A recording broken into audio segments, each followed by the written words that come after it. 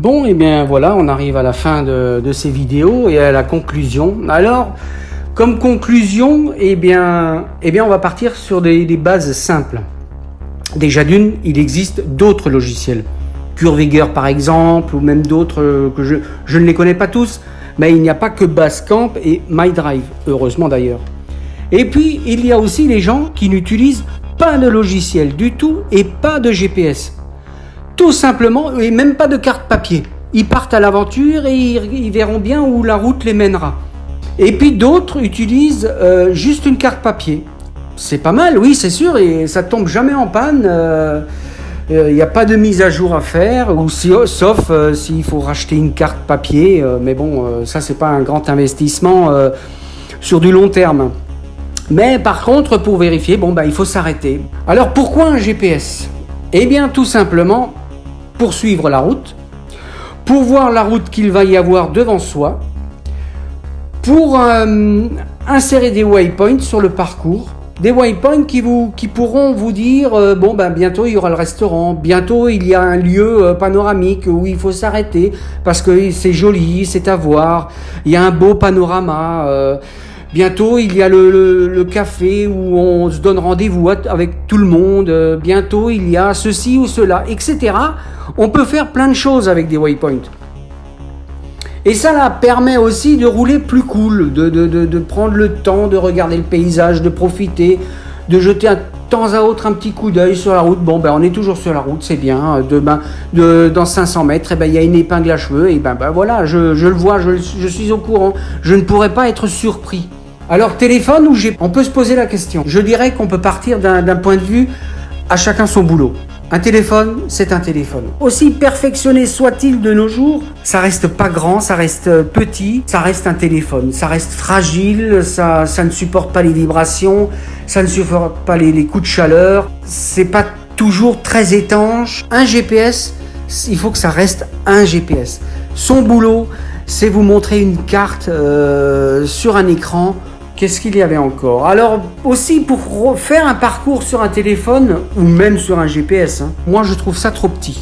Je préfère faire ça sur un ordinateur tranquillement chez moi à la maison. Je peux agrandir, je peux zoomer, je peux bien être précis en pointant ma souris exactement à l'endroit souhaité sur la route. On va commencer par Basecamp. Les plus. Eh bien, les plus, c'est tout simplement, c'est pas une usine à gaz, il faut simplement savoir s'en servir. C'est pas compliqué.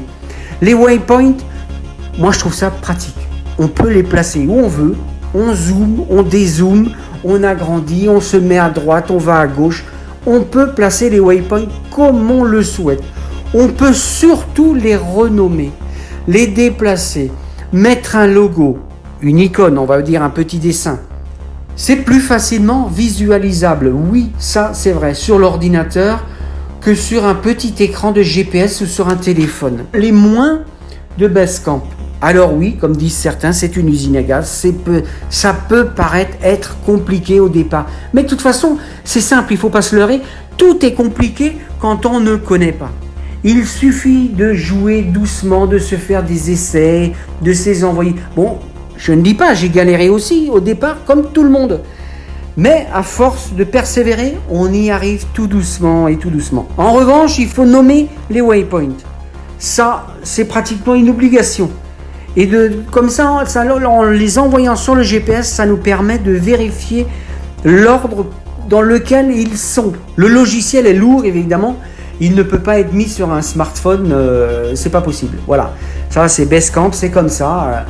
Mais bon, après, ça nous permet aussi de faire les parcours, de les faire à l'avance, tranquillement, chez soi, sans stress, et de vérifier là où exactement on veut passer, d'étudier les cartes, les endroits où l'on veut passer, ou les endroits où l'on veut s'arrêter, parce qu'il y a quelque chose à voir, parce qu'il y a quelque chose à faire, parce qu'on a un rendez-vous avec d'autres copains, etc., etc. Alors, les points positifs de MyDrive. MyDrive, c'est le logiciel de TomTom. D'un point A à un point B, alors ça, c'est formidable. Des routes sinueuses, pas sinueuses, vraiment très sinueuses. Mais je m'en fiche, moi. Moi, mon parcours, c'est moi qui le fais. C'est pas TomTom qui me le fait.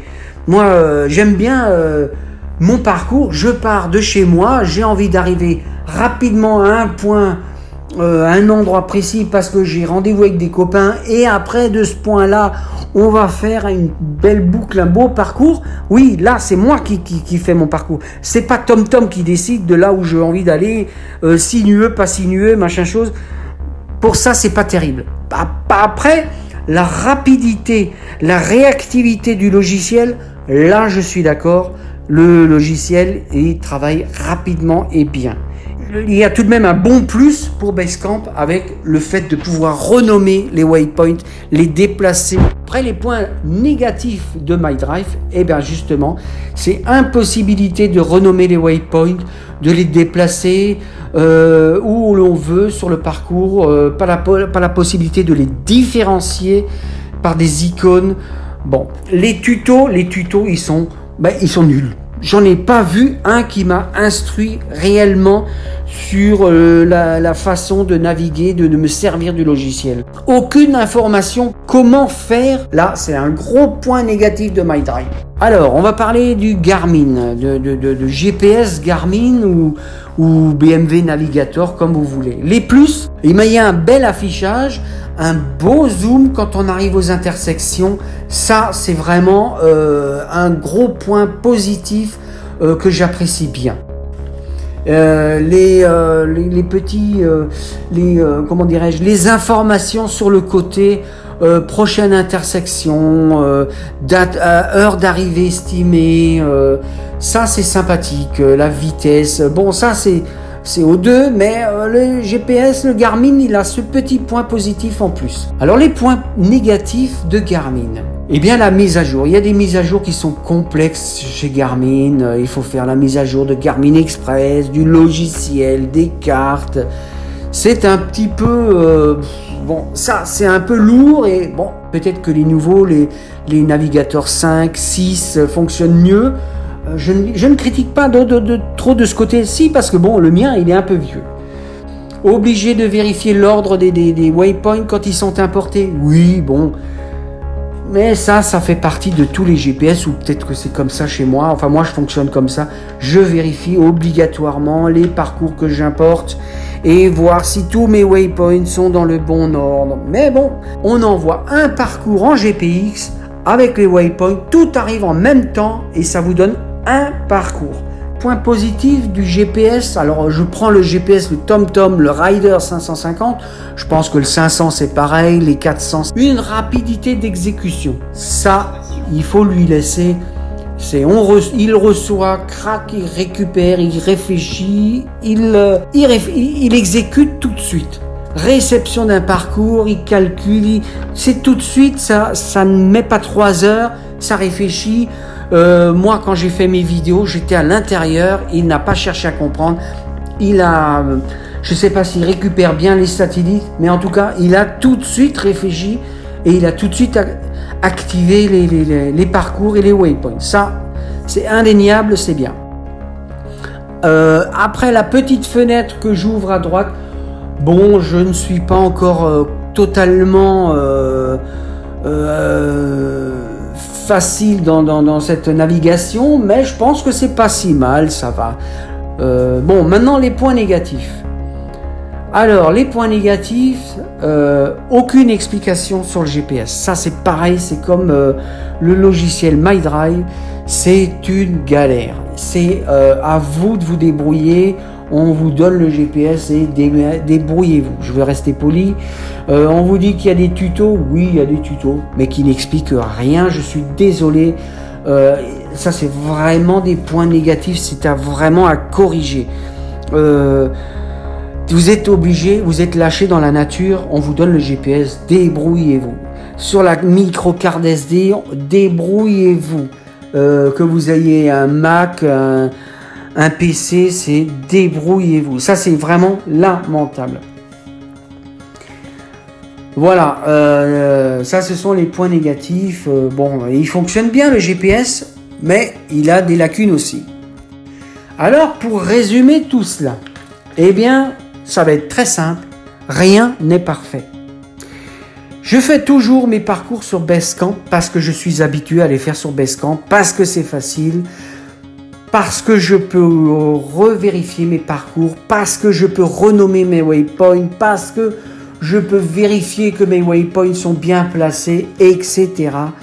Ça c'est facile. Je peux les retravailler, je me l'envoie en JPEG sur mon bureau de l'ordinateur. De là, je le transfère sur MyDrive et ensuite ça change. Alors de MyDrive, il faut que je vérifie que mon parcours soit toujours correctement, soit toujours identique à celui de Basecamp que j'ai fait. Et de là, il faut que je ne m'envoie que les arrêts, donc que les waypoints. BMW Motorrad Connected. Sur le téléphone, eh ben c'est la même chose que TomTom.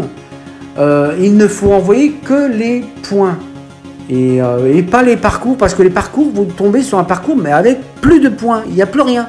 C'est d'un point A à un point B, une boucle. Mais ça, on s'en fiche. Enfin bon, moi c'est pas mon principe. Donc moi je fonctionne avec des waypoints. Donc il faut s'envoyer que les waypoints. Et surtout, il faut toujours penser.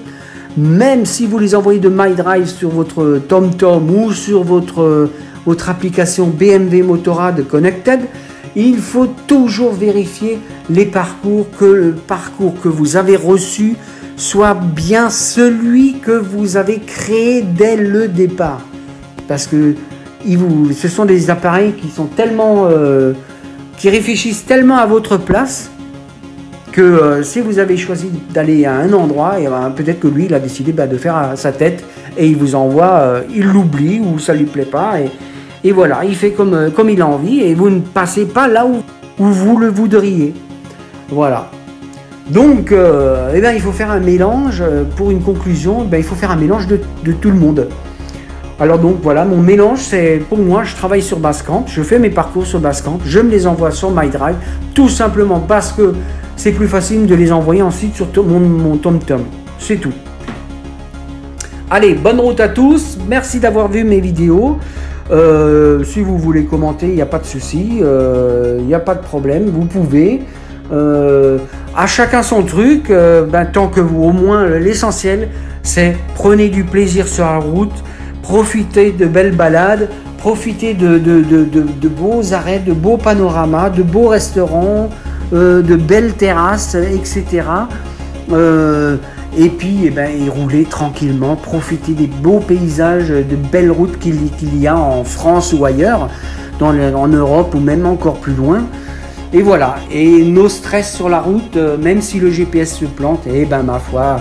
Allez, merci à tous, bonne journée et à la prochaine.